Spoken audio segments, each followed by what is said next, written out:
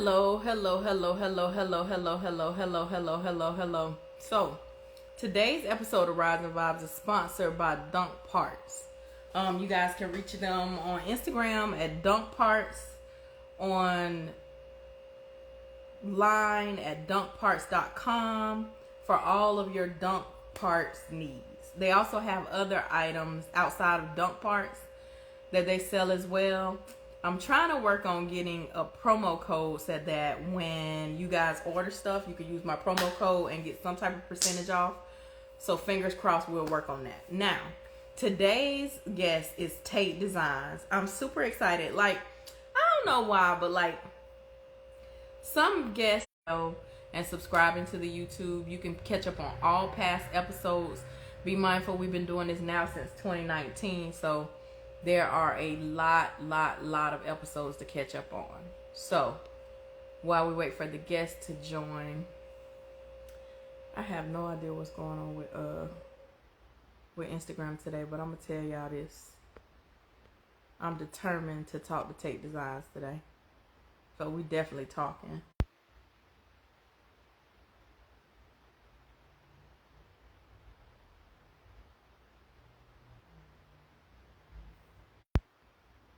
Even if I have to get on my backup page, we talking today. Cause this is just, oh, here we go.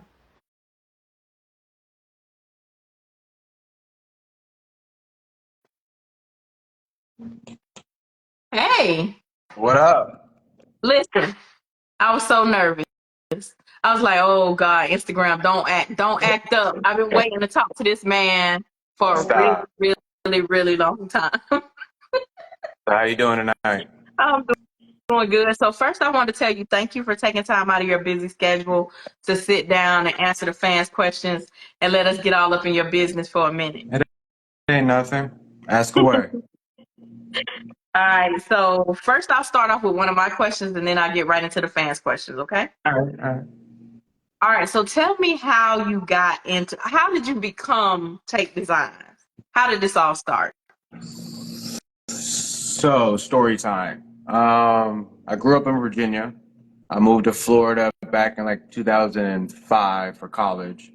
I went to school for industrial designing, but when I was in school back in middle school, I started off doing like audio, video, car stereo, and stuff like that.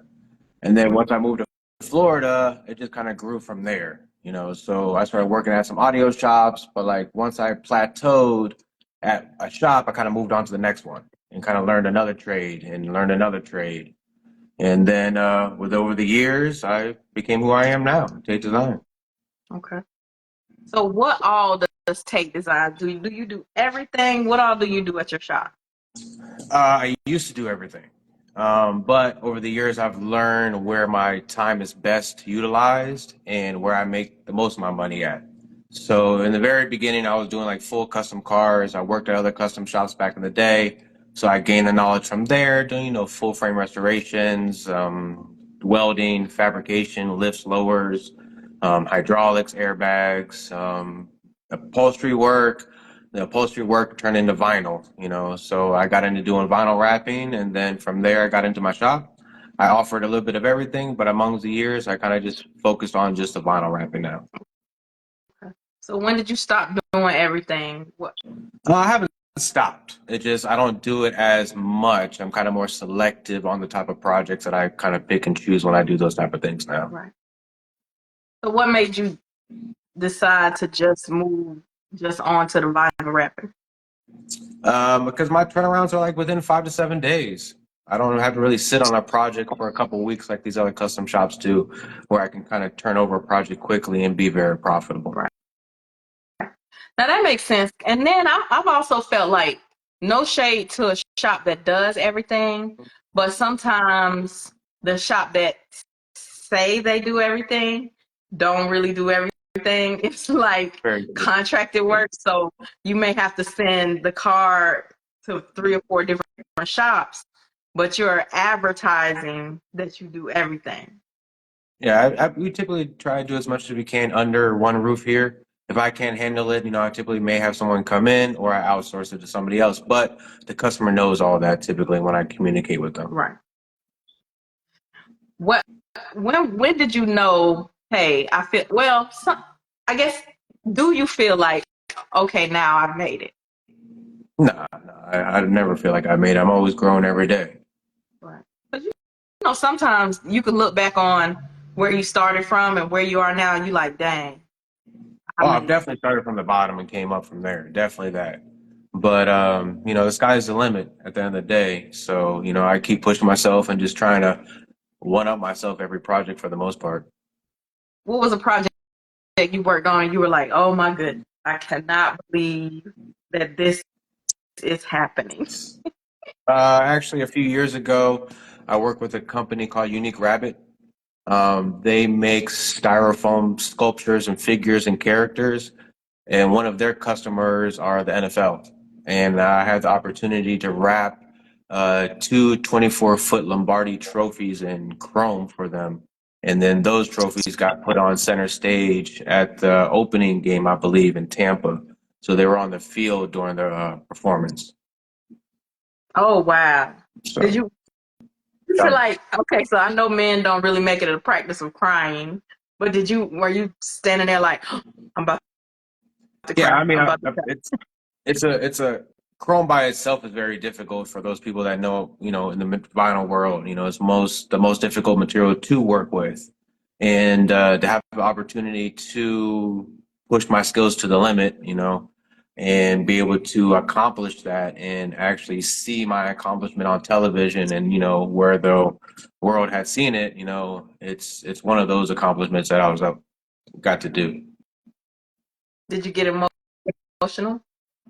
I mean, there's a spike of some sort. I mean, I wouldn't say I shedded a tear, but I would say definitely there's emotions that do run. There's definitely a adrenaline rush when typically those projects are over, or particularly at any project, really, once the hype's over with. Right.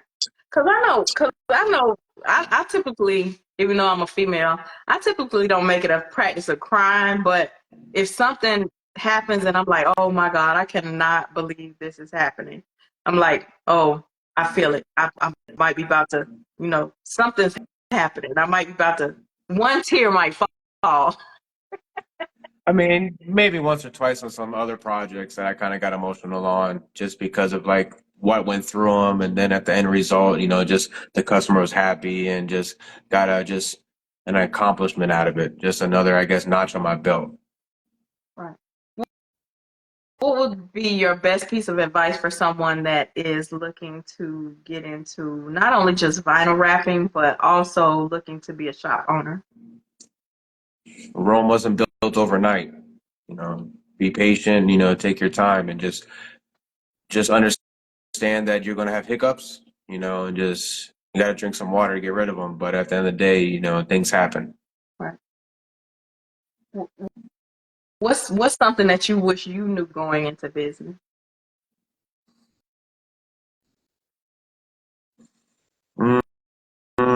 That's a hard question sometimes because at the end of the day, you're as a business owner, you're like a problem solver.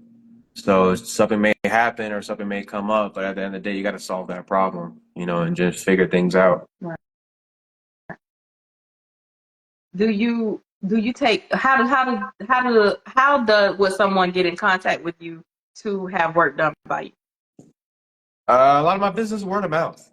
I don't pay for sponsor ads or marketing or advertisement like that. I don't. You can't sell. You can only sell yourself. No one else can sell you any better. So typically, my customers do all the talking for me. I do real good work. I put out what I would accept. Anything else I wouldn't put out. So at the end of the day, as long as those customers are talking highly about you, typically that communication is typically a guaranteed customer, most likely. Are you a one man shop? Typically, I'm a one man shop. I may have like a helper or two that may come in, do the basics of the work, but typically my hands are on every project. Oh, you say your turnaround time is what now? Uh, typically our wrap jobs are 5 to 7 days. Where that would be either just the exterior of the car or even doing the door jams and stuff like that. We Hmm. offer powder coating and painting and window tinting. The typical stuff that goes along with the build. But I mean, we've been doing for so long, we have pretty much everything figured out. when it comes down to the jobs, maybe 7 to 10 days if we get into doing some other things to the project, or if the material's a little more difficult to work with.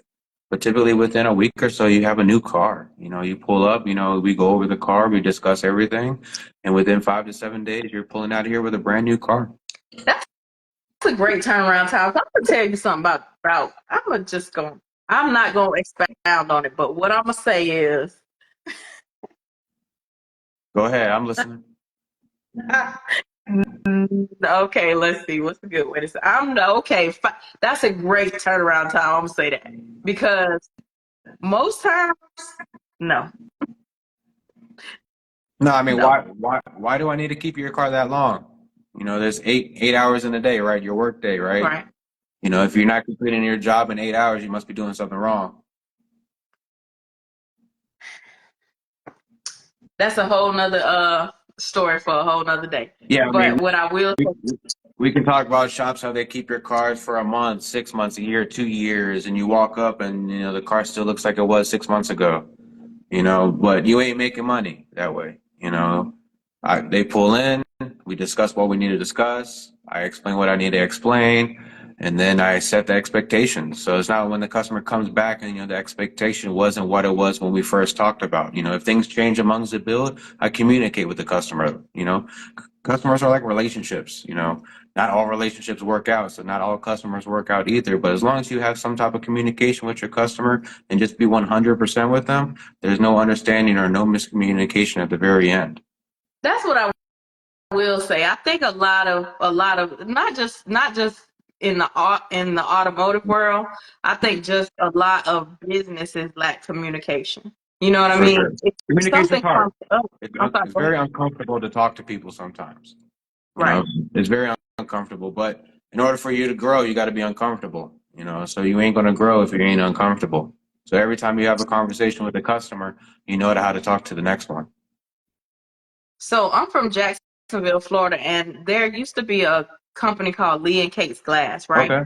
And they had like about five or more locations back when I was younger. And so one day I took my car to the place, and I was sitting there talking to a guy who I didn't even know was the owner of all the locations, right? So they had like Chick-fil-A service before Chick-fil-A, right? Okay. So I asked him, I said, well, how do I've never heard anything bad about your company. How do you offer, how did that work out? He was like, my number one rule is we undercommit and overdeliver. So right For now, sure. I know your car is going to be ready on Wednesday. I'm Mm-hmm. going to tell you your car is going to be ready on Friday, but I know it'll be ready on Wednesday. So I'm going to call you and be like, hey, your car is ready. Now, we understand people run into different financial situations. So maybe Okay. you only prepared to have the money to get the car by Friday. Very So we're prepared to hold it until Friday. But most times customers are like, oh my God, thank you. I'm on the way to get the car. Mm-hmm. And that's how he said that's how we have always done business, and that's the number one rule here. And I was like, dang. And No, that's a that great way to do business. Great way. that has always, ever since he instilled that in me when I had that conversation, I have always kind of followed that rule. I'm gonna Okay. tell a customer when I'm shipping. I sell G body parts, so when I'm shipping stuff, I'm gonna tell the customer, hey, it could be a little small, some lock knobs, and I'm gonna tell them I'm not gonna ship them till, if they bought them on Monday, I'm not gonna ship them till Thursday, Mm-hmm. even though I know I'm probably gonna ship them on Tuesday For sure. or Wednesday, because it don't take too much for me to go ship those little small things. You know what I'm Yeah, saying? the little extra goes a long way. Like I said about brand or like marketing, so I'll spend a little extra on my customers around the shop. So if I have a customer's car in the shop, and if I notice something that we didn't really discuss, but I feel like it will maybe bring out the car a little bit more or accentuate a few more other things or protect something else, I may add some paint protection or another layer of vinyl somewhere. And then when they come in, we discuss a few things and I kind of pointed out, hey, I did this or I did a little extra here and there. That typically goes a little longer way than other things like that. So expectation of picking your car up early, you feel good. So you're like, damn, I got my car early. Maybe I can pull out this weekend and be able to look good. So that's a good mindset as well. Right. I think if a lot more people, that's a good practice. And then, like you said, just communication. Mhm. Communication rules the nation. If you, I know, like you said, some conversations are really uncomfortable. Very But uncomfortable. if you, it, even me, like I know things have happened to people's cars. Things have happened to my car. You know what I'm saying? But if you call me and say, "Hey, KP, we backed into your car," you know what I'm saying? Which is, Mhm. drastic, but and we're gonna fix it. But if I come in and I see somebody done backed into my car without you calling to tell me, now I'm about to hit the roof.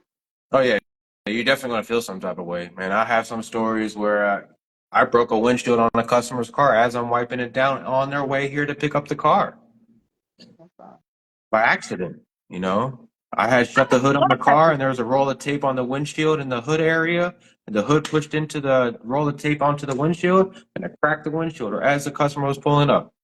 So there you go. I'm here and having a conversation with the customer, letting him know that I just cracked your window. You know, you don't expect stuff like that to happen last minute. Right. Were they mad? I mean, yeah, they felt some type of way, but like I said, I compensated them, as to compensate them as much as I could. But like I said, it's communication, so I was able to compensate them. I was able to get the car handled. I got the window replaced and everything like that. So other than their time and effort, everything was good. And I've done like 4 or 5 cars since then for them. Right. So just like I said, it's just that relationship, I have with my customers. I just try to keep Right. it as 100 with them as much as I can. Because my thing is, I feel like if you treat customers like family, they'll always come back. Oh, all my customers are family, man. As soon as they pull up, I go out and hang out with some of them most of the time. Right. What Yeah. is what's the biggest challenge you've had being in business? Family time. Making that time for the family or making time for the business. That's been probably my most difficult item. So I'm how do sure you that's the handle the biggest. work life? I'm sorry, go ahead. Say that again. So how do you handle the work life balance? You got to just cut out distractions amongst the workday. I typically try to put up my phone, and just kind of get in the back and just handle what I need to handle. I have my office manager, Jessie, to be able to kind of deal with the customers as much as she can. But of course, once I get pulled off a job, that time frame gets delayed, so I can't really finish my job during the day to be able to get home to my kids and stuff like that afterwards. Right. So as much as distractions, even being on the phone, social media is a distraction, but at the end of the day, it's a business at the same time. So you got to be on it. But at the same time, it does distract you where you can get work done.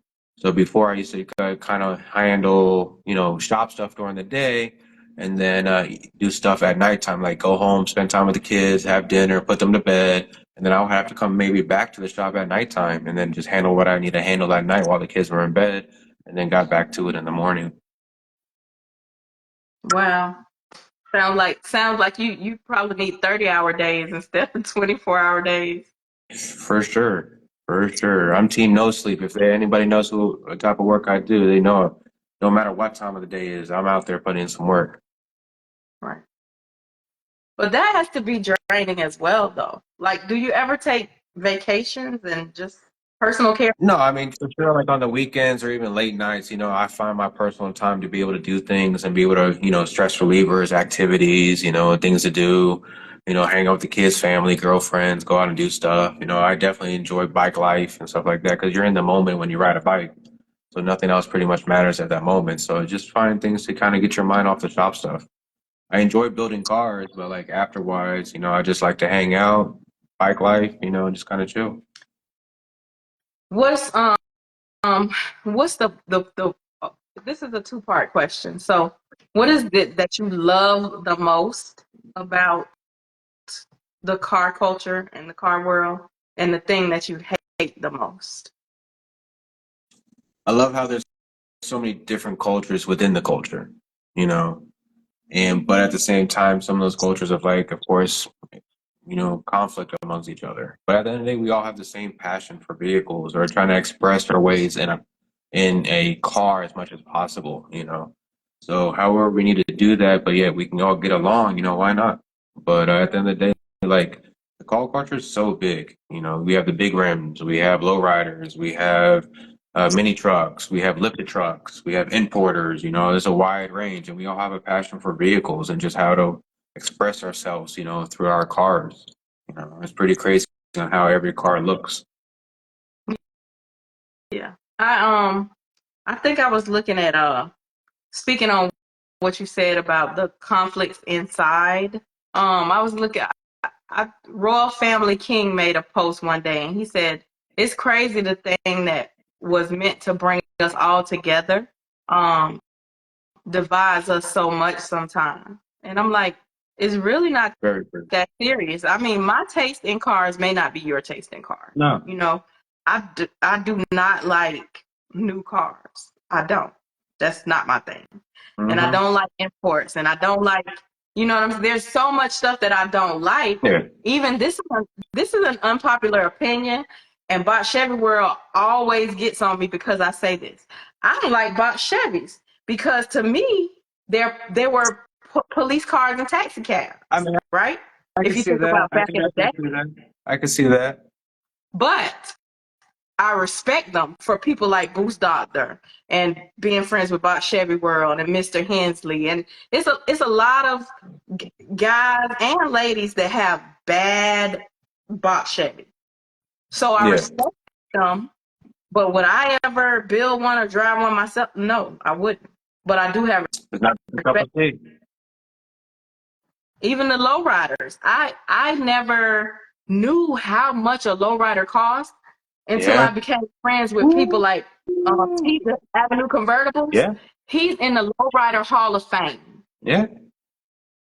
And he told me and showed me them how much and the work that goes into a lowrider.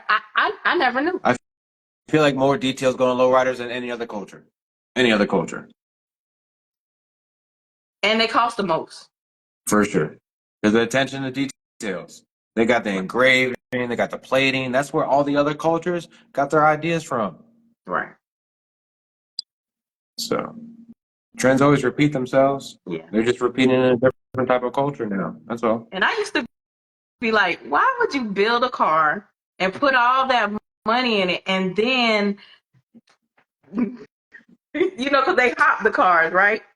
Oh, I love hopping them. I love mini trucks. I love lowriders. I built them back in the day. I'll drag a mini truck. I'll hop a three-wheel. I got my first reckless driving ticket to three-wheeling through an intersection. So. But it's always crazy to me how they put a lot of money in there only to make them, to hop the car. First time I seen a car hop, I was like, oh, the purpose? Oh, wow. You got to flip that thing over. That's the goal. You got to hop in and flip that thing over. But to me, that's crazy. But you got to think the adrenaline rush that you get out of that. You just watch something that you just built bounce, bounce, bounce, and roll over, or three-wheel through an intersection, or if you airbag something, dragging through the streets, or lay it out, that adrenaline rush, and that's that tingly feeling that you get. Right. It's so weird to me, though. Like, that's so weird. Even growing up in Florida, of course, we're known for being the dunk capital, right? For sure. It's also an unpopular opinion. I'm a G-body girl. I don't want a dunk. Okay. My favorite year is 75. Oh, yeah? My year is 75. That's my favorite year. To me, that's the cleanest one. 75?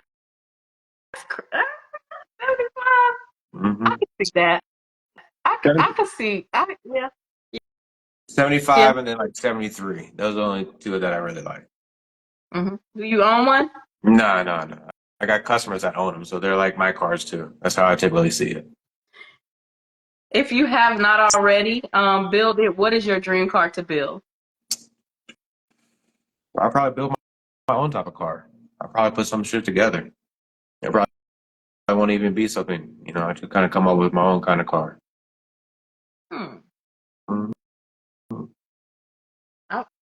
That's what I did back in the day. I would love to see that. I did a couple front-end conversions and stuff like that. I made a Charger back in the day. I had a Magnum with a Charger in front end. Suicide doors on a Cadillac or on a Challenger, so like those type of modifications I know how to do. So, kind of Frankenstein a car together and kind of build my own type of car. That's probably something I would do. Hmm. Because then I can say that's my car. Yeah, that's true. Where do Hmm. you see yourself going from here in the next 3 to 5 years? Ooh, still going up, still climbing, trying to find a way to always trying to better myself, of course. Business wise, um, probably more of picking and choosing my projects by then.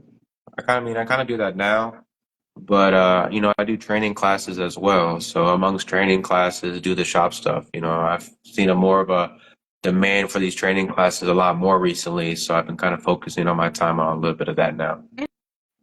Interesting. So where do you do, are those like at your shop or do you do it like at a school or some No, type no, of facility? no. So the company I work with is called Elite Rappers, and we've been doing this. I've been doing this for like 8 years now, and I do it at my shop. It's a 2-day class, and it's pretty much like a crash course of vinyl wrapping.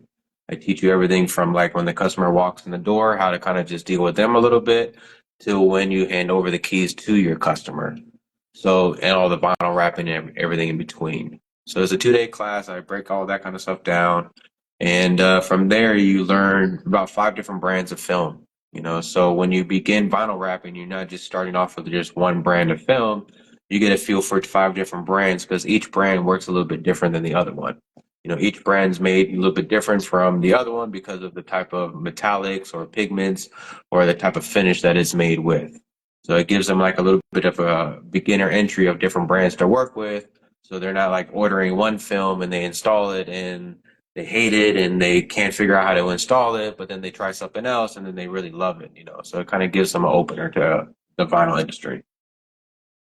So do you hire like, do you have like apprentices there with you that can come and just work with you and learn how to do stuff? Yeah, so my doors are open. I tell the kids my doors are open all the time. I even give them my phone number after the class. So if they run into any problems, they can reach out to me. I can try to walk them through as much as I can if they run into a problem. And then for the kids that are local, they'll come in, they'll even help me at the shop. So like my helpers at the shop now are actually kids that took my class. So they end up working for me typically, and then give them a shot at the shop. We'll try to see what you like to do because at the end of the day, it's not for everybody. They kind of may get an idea that, it's wrapping cars and you're going to be wrapping a brand new car every week. We don't wrap always brand new cars.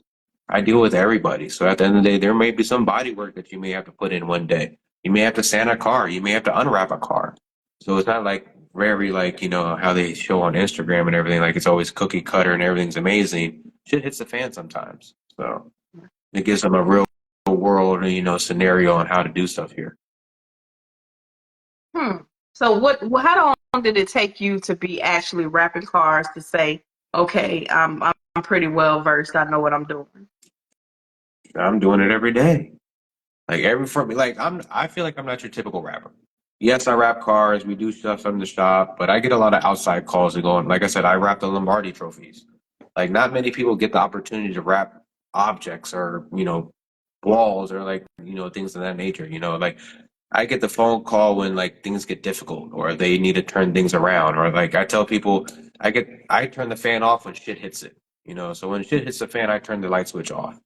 So when they need Right. to get things done and figured out, I typically is the one who able to do that or get things done that way. That's why they should have called you first in the first place. Yeah, facts, big facts. Typically I have customers come in, they may think my price might be high, but at the end of the day, they go down the street to somebody else, and there's a reason why their price is their price. My price is my price, and they typically come back and see me afterwards. So, So they just had to pay twice.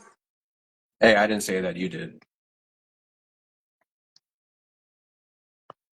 Well, I'm gonna say it again. They had to pay twice. But, I mean, hey, people got to learn somehow. Like I said, I try to be truthful, and I try to give people as much as what I would accept, at the end of the day. And my price might be a little bit higher than everybody's, but at the end of the day, I've been doing this a little bit longer than everybody else recently. So I typically, like I said, I deal with everybody. So I've had a wide range of projects here in and out of the shop. So from everyday Honda Civics and stuff like that to Lamborghinis, Bugattis, and all kinds of stuff like that as well. So like I'm just very versatile when it comes to the vinyl wrapping industry. Right. I was looking through your page because when I'm going to interview somebody, I look through and try to research. It's such a wide variety of things you rap. It's Yes, so ma'am. eclectic. I was like, oh my goodness.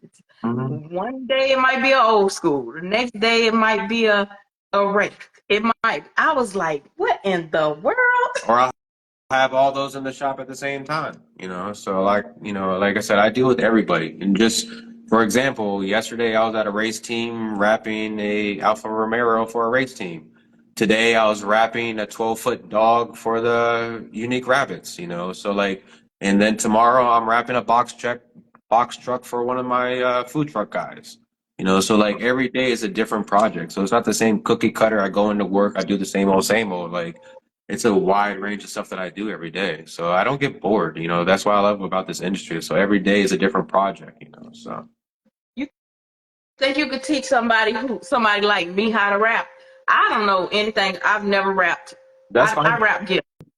That's fine. A lot of kids that come to my class, they've never rapped anything in their world, or anything. I've had people that came from like the nursing industry, or people that came from the military, or just wide range of just wanting to get into a new career. And by the end of the day, too, they've wrapped a bumper, or they've wrapped fenders, or they've actually accomplished, a full panel of some sort and conformed the material to the car. I've been doing this balloon challenge now where they take a piece of vinyl and apply it to the balloon and try to cut the vinyl without popping the balloon.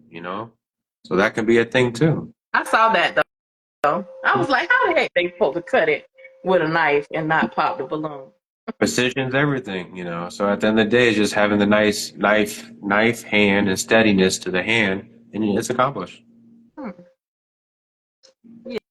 Yeah, that sounds very interesting. I'm a great gift wrapper though. I'm gonna tell you that. I can rap. I can out rap a lot of people on a gift wrap. I don't wrap no gifts. I put them in a bag and put some stuff in on top of it. There's your gift.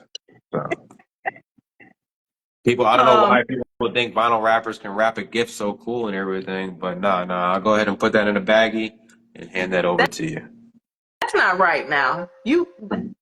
That's not right. You rapping all these nice, expensive cars and all this nice stuff, That's and you gonna cool. give me a gift in a bag. Yeah, that's all I can do. I can't wrap a box. I can wrap a ball. I can wrap a football. I can wrap a bowling ball, but I can't wrap no box. I need you to do better. I try. I try. I know where to say no. That's what it is. um, so when you are no longer in the business, what would you like for your legacy to be? Ooh. I don't know. Like I said, doing the training classes, I just feel like I want to pass this knowledge on to everybody else. I can't take this knowledge with me. So with a little bit of information that I can pass on, if I can help somebody else better themselves or grow into something, or there's a lot of kids that have their own shops that have taken my class since I've, been able to teach them. So if my legacy is to be able to pass on information and help people grow, that's where I would probably like to see where that end up being at. So you're like, so you're like the sensei. Maybe you should start a rapping school. Call me Mr. Miyagi. That's No, what but I'm no, starting to now. but no, like I've had a lot of people talk to me about doing more with the schooling, which I'm doing this year. We're going to kind of grow the course a little bit bigger and offer a little bit more to the courses now. Right. Yeah, so because you could do well. I don't know about that because you already be so busy, but you could do like you know what I'm saying, like how they you go to those like conferences and they do like a 5 day class and different little things. That's probably impede on a lot of your time for work, but No, I no, no. mean, I separate the two. I separate the two because, like I said, doing the classes, it's like doing, a project at the shop. They pay out. So at the end of the day, yes, I make money off the classes, but at the same time, passing the knowledge on to others, it's a pay as well. Because at the end of the day, like seeing some of these Instagram videos or TikToks and stuff like that of cut or students that have taken my classes and the projects that they're putting out there. I'm like, damn, like they did that. I'm very surprised, not surprised, but like in awe on like what they've been putting out there now. So it's pretty cool to see some of my past students, grow where they've grown and be able to accomplish the stuff that they've been able to accomplish now. We probably would be surprised at some of the people who were your students at one time that are now in the business. Oh, there's a handful of them out there, if not the same level as I am, if not bigger than I am now. Wow, Mhm. that's dope. I Yeah, always have felt though like I feel like you can't talk to me about being a boss. I feel like bosses breed other bosses. for sure. You can't call yourself a boss if your other people that you've influenced haven't been able to boss up themselves. Right. I try to pass on the knowledge as much as I can. If I can't help you per se right now, if I can pass knowledge on to you, I'll pass knowledge on to you. If I can give you a space to be able to do some work, to be able to better yourself, here's the key to the shop. Like a lot of people know that I'm very helpful when it comes as much as I can. Do you feel like that's been a blessing and a curse? Oh, for sure, it's definitely a curse. No undie goes unturned or something like that, or whatever the But no terminology for good that was. deed, Yeah. no good deed goes. I forget how it goes, but Unpunished I know or what you're something. saying. Yeah, that thing, right? So, there's been numerous times that I've figured that I'll put that out and then I got kicked in the nuts. Like it's turned around, but at the end of the day, like those only come every few often. I've probably had better ones than I've had bad ones. All right. Do you have any horror stories you want to tell us other than the windshield breaking? You don't have to use names or any of that. What's one horror story that you had and you was like, oh my God, this cannot be happening. Um, I haven't really had any like over the years, like customers. Like I said, I'm really good at judging a customer, and like what their vibe is. If I click with them right away, if I don't click with them, So like based off of that knowledge, like I've been able to protect myself when it comes to like some crazy customers.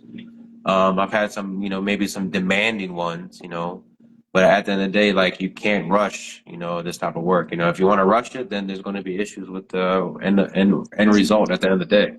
So being able to execute and be able to get things done and not have the customers push you on getting your project done. It's not like I'm telling the chef in the back, hurry up, I want my steak done.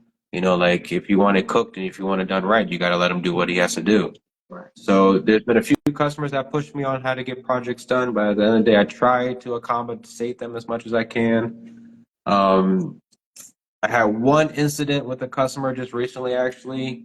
I had the gut feeling, but I didn't go with it. But I brought in the job. We were working on the customer's car. I was doing a training class at the same time. But amongst the training class, I would work on his car either in the evening time or like at lunchtime when the kids were doing stuff. I was able to still do stuff around the shop. Um, the customer had seen one of the kids post some content of us doing some stuff at the shop and was upset of me actually not working on his car at the time. Like, why isn't Tate not working on my car? The car's supposed to be picked up in 2 days. Well, of course, after the class, I was going to finish the project. But based off of that reaction and how he had spoken to my office manager, I just asked him, look, what we've done to the vehicle, we'll charge you for that, but what's remaining, we'll just kind of refund you for your money and you can come and pick up your car. We're not going to complete the rest of the work to the vehicle. He didn't really like that response. So he kind of threatened us on hey, he was going to handle the situation. We just asked him to come in the next day and be able to come in, look over the car, sign a release form, and we'll hand you over your keys. Customer came in, showed up, didn't want to come in to sign a release form, ended up calling the police or the sheriff's department. They ended up showing up. We discussed things with them, told them what was going on. We told him that we wanted to deny him doing work on his vehicle and that he was here to be able to pick up the car and just sign the release form. So he comes in, says that he wants to pull the car outside. So we pull the car outside to show the police officer and the customer that what the work was done to the vehicle and that he would accept it, for everything that was okay with the car. It's not to say that we had did anything to the car. So the customer comes in, he looks at the car, he walks around, and he jumps down to the ground. He starts pointing out like different stuff on the body kit. And he was like, "Oh, they took out nuts and bolts and clips and stuff out of the grill, and they removed stuff on. Like they're sabotaging my car. I just got this body kit installed on my vehicle." I was like, "Bro, no way. Like, are you serious?" He's like, "I want to press charges." I was like, "We never touched anything on that car. We just did a roof wrap and a chrome delete so far, and we denied everything else that we were going to do to the vehicle." So he wanted to press charges. The cop was like, "You have to go to the police station and do whatever you have to do. Just if you want your vehicle, please sign here and the car can be released to you." So he signs the paperwork. And, once he signs the paperwork, he gets in the vehicle. He turns around, says a few words to my office manager and a few other people that were standing outside that weren't very pleasant words, and drives off and hauls ass off in the car and, burns tires. A few minutes later, my office manager receives a text messages from the customer, like if they just broke up. A long paragraph message of how he felt about the business and how we handled things. And at the end of the day, she was a cunt, she was this, she was that, all these type of words. Of course, she replied that, if any more of this, I'll put a restraining order on you, based off of what you've been telling me and how you are talking to me. And then he continues to say some other things, right? Later that night, I get a text message at like 2 or 3 o'clock in the morning, right?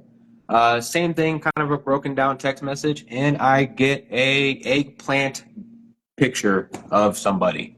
And he sent me a genital picture of himself, I guess, saying that, I'm a shitty business owner and all this kind of stuff. So that would be probably the biggest story I could say that I've dealt with a customer. And you've been in business a long time, and this is just now happening. So the person that did that, he owns multiple franchises.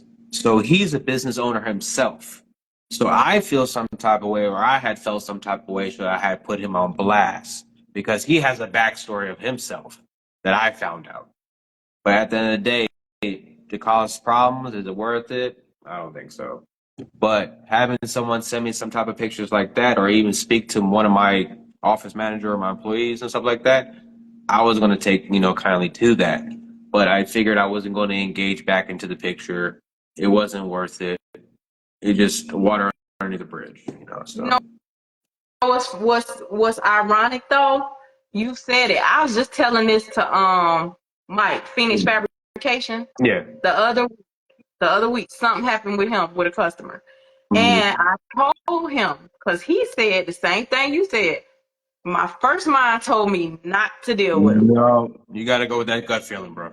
You got to go with it. Anytime in life I didn't follow my first mind, something effed up happened. Mm-hmm. And that's your lesson too. When you don't follow your first mind, Something going to happen. that's so crazy. That is crazy. But you know what? it's not funny, but it is funny. I just made a post about this today that this guy was saying that when we was in school, we knew who the slow kids was because they was in slow classes and they was in like video classes and stuff, so they were separated from us. But after high school, they released all these people out into the world, and we don't know them. No We more. don't know who. So we just trying to figure it out. Common sense ain't so common, at the end of the day. Right. So, that was my last question. Before we get out of here, what would you like for your fans, followers, supporters, potential customers, heck, I guess even your haters to know about Tate Designs? I ain't going nowhere. I've been doing this for so long. So, if you guys want a custom vehicle, or at least a unique vehicle that wants to separate you from everybody else, you got to come see me. I want to give you the experience and the outcome that no other shop can be able to match or even to be able to touch. I will put my pedestal high because at the end of the day, I'm only as good as my last rap, realistically. So every rap, I try to one up myself as much as I can from the last one. So being able to give you guys a result that you guys are going to be happy with and be able to talk about. Like I said, my best business is word of mouth. You guys are going to go up to an event, a car show, whatever. I have raps that win best rap or even best paint job. Wade won best paint job at a car show once, and his car was wrapped. Even a couple weeks ago, I had a customer in Tampa that won best paint job or best rap with Yukon. So if my raps are giving you a paint-like finish, and these customers weren't winning these awards, I would definitely come see me. Pull on up, you guys. Right. Yeah, because that Super Bowl dunk, Mm-hmm. I was like, now he did that. Now you know, I really believe in giving people their flowers while they're here. You did that, man. I Listen, appreciate you. I'll take those flowers. I'll take them. I just you try to and give you customers rather something different. trailer, you rather dunk, you rather trail. I said, look at him. Gotta make a statement. You gotta make a statement. We did the trailer for everybody, for Nava and then for Trav, Edgar James, and then we're gonna do the Rick Ross show again this year. So we'll be out there. Right. Yeah, you did a good job. Like I said, ever since before I even was able to know that I was gonna get you on the show, when I was just following you, I was like, man, this man here is a beast. I I was appreciate you. like, this man, he know a little something. Something, only a little bit.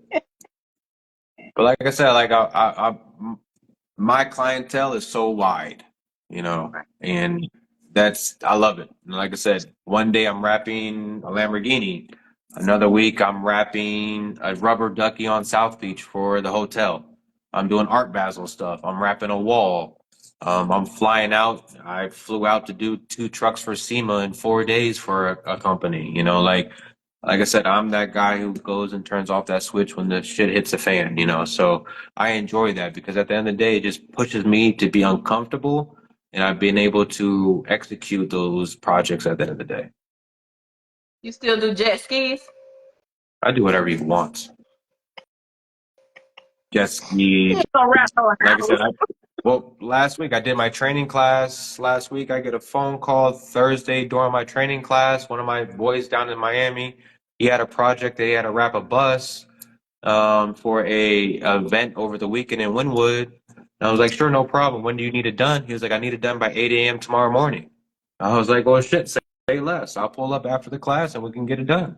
And we wrapped like a Greyhound bus for the company overnight. And then I did the training class the next morning. Dang, you really So, are getting no sleep.